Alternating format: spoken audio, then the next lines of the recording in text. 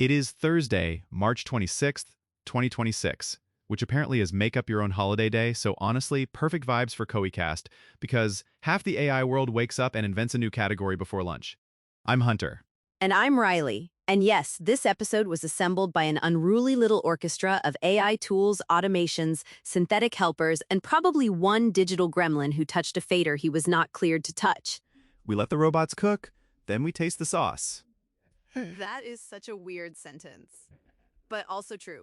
Let's do it. So the big thing today is audio, and not fake futuristic audio like, oh wow, it can hum a melody. I mean workflow audio. Google's Lyria 3 in Gemini, PrismAudio from Alibaba's ModelScope world, and Mistral pushing further into open speech and voice.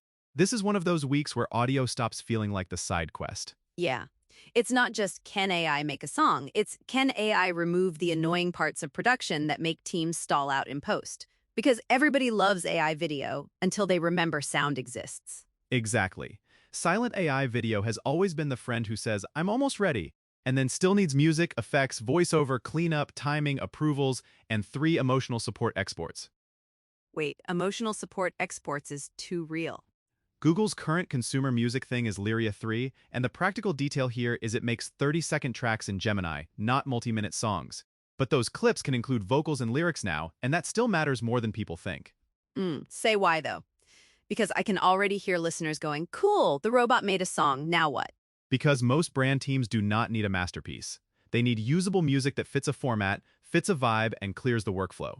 If you can generate a track that actually feels intentional, you stop treating music like random wallpaper and start using it like a real campaign asset. I kinda agree, but I'm pushing back a little. I still think a lot of brands treat AI music like a shiny intern. Like, thanks for the ideas, sweetie, now the adults are doing the final cut. That's fair. And honestly, maybe that's healthy for now. Because music is emotional. If the tone is off, the whole thing feels cursed. A product launch with slightly wrong music feels like a wedding DJ who misread the room and dropped club chaos during the vows. Totally. But I think the shift is this. Lyria is becoming less of a toy and more of a surface. It's in Gemini, and Google also has Lyria 2 available in Vertex AI for enterprise workflows. The broader message from Google is, hey, music generation is not a science project living in a corner anymore. It's getting stuffed into the workflow stack. Which is such a Google move. They're basically saying the best model is nice, but distribution wins. Like if procurement blinks and suddenly the thing is already in the tools your team uses, congrats, now it's a workflow. Yep. And that may be the real story, not who has the coolest demo. Who can make audio generation feel boring in the best possible way? Boring is underrated. Boring means repeatable. Boring means your social team can use it without summoning a sound designer and a lawyer into the same Slack thread. And speaking of sound design, PrismAudio might be the nerdier story, but it's maybe the more operationally important one. Oh, I am obsessed with this one. Open source video to audio is such a painkiller product. Because sound matching video has been weirdly bad for too long. Like, if a car door closes on screen, I do not want the AI giving me some haunted kitchen cabinet thunk from another dimension. Exactly. PrismAudio is getting attention because it's focused on semantic consistency and temporal synchrony, which sounds fancy but really means the sound happens when it should happen and matches what's actually on screen. Which sounds like the lowest possible bar until you've been trapped fixing nonsense in post for hours. Then suddenly you're like, wow, the footsteps match the feet, we are so back. That's the thing. In production, low bars are often the whole game.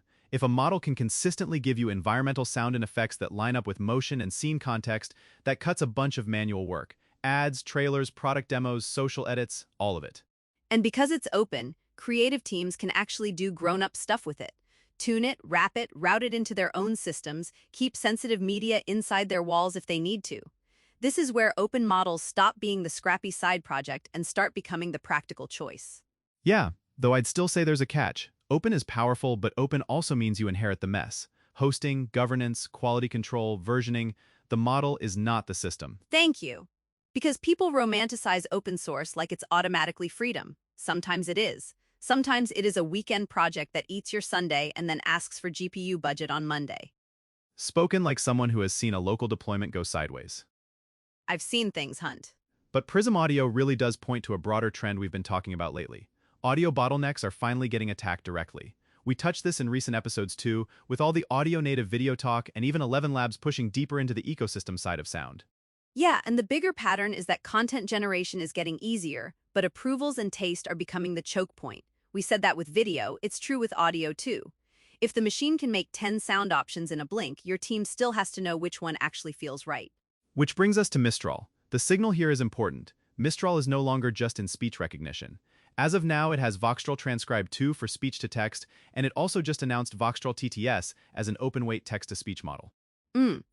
Voice used to be this premium thing you rented from closed vendors and prayed the pricing stayed cute. Now open speech and open voice mean more control, lower cost paths, easier localization, and less building your whole strategy on someone else's rate card. That last part is huge. If you're a brand doing explainers, podcast inserts, synthetic presenters, internal enablement, multilingual campaigns, open voice gives you optionality. You can shape the pipeline around your needs instead of adapting everything to a closed product. But here's my challenge. Open voice is not automatically safe voice. Companies love the democratic vibes until they realize they also need governance. Who approved this voice? Where can it be used? Does it sound too much like a real person? What happens when a team scales synthetic speech faster than trust policies scale with it? Completely. This is the less glamorous part nobody tweets with fire emojis. Brand safety, consent, disclosure, internal rules, escalation paths. If you skip that, open voice gets messy fast. And voice is intimate. People forgive weird images more than weird voices. A janky visual can be artsy. A janky voice can be deeply unsettling. Very true. So when leaders talk about this stuff, I think the honest framing is, yes, these tools save real time. Yes, some roles and workflows will absolutely get remodeled. And yes, humans still matter even more at the judgment layer. Right. Not cluelessly bullish, not apocalypse cosplay, just honest. The repetitive assembly work gets compressed. The value shifts toward direction, brand sense, review, system design, and trust. And honestly, that is very on brand for enterprise AI. The bottleneck stops being model quality and becomes creativity, legal review, and change management. The most corporate sentence ever, but also true. The future arrives and then immediately gets sent to approvals. That should be on a shirt. I'd wear it. But let's place the bet. 2-year view. For brands, what matters more?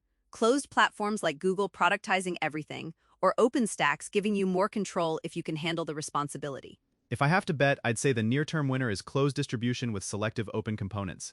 Teams will use Google-style productized audio because it's easy to adopt, but the more mature orgs will quietly layer open speech and open audio pieces where control really matters. Yeah, same. The hybrid era. Closed for convenience, open for leverage. Basically, everybody wants freedom until a deadline hits, then suddenly they love the big shiny button. That is painfully accurate.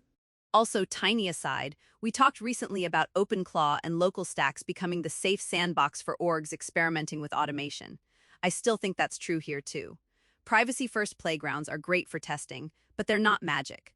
Somebody still has to maintain the sandbox and clean up after the digital raccoons. Digital raccoons is strong. Thank you. I work hard. So bottom line, audio is no longer the forgotten stepchild of generative media.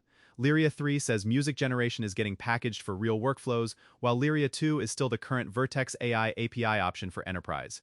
PrismAudio says open video to audio can actually solve production pain, and Mistral says open speech and now open weight voice are becoming real strategic options, not just a hacker flex. And for creators and marketers, the move is not to worship the model. It's to design the pipeline. Where does AI start the draft? Where does it speed up the boring parts? And where do humans stay glued to taste, trust, and final judgment? That's the game. And on Make Up Your Own Holiday Day, maybe invent a new one called Please Review the Synthetic Voice Before Publishing Day. Let's celebrate that annually. Daily, honestly. Thanks for hanging with us on KoiCast. Appreciate you being here. Go check out koi.com/resources for AI news and updates, and subscribe so you don't miss the next one. Catch you later. And if you're making up your own holiday today, make it something useful, like Human in the Loop Appreciation Day.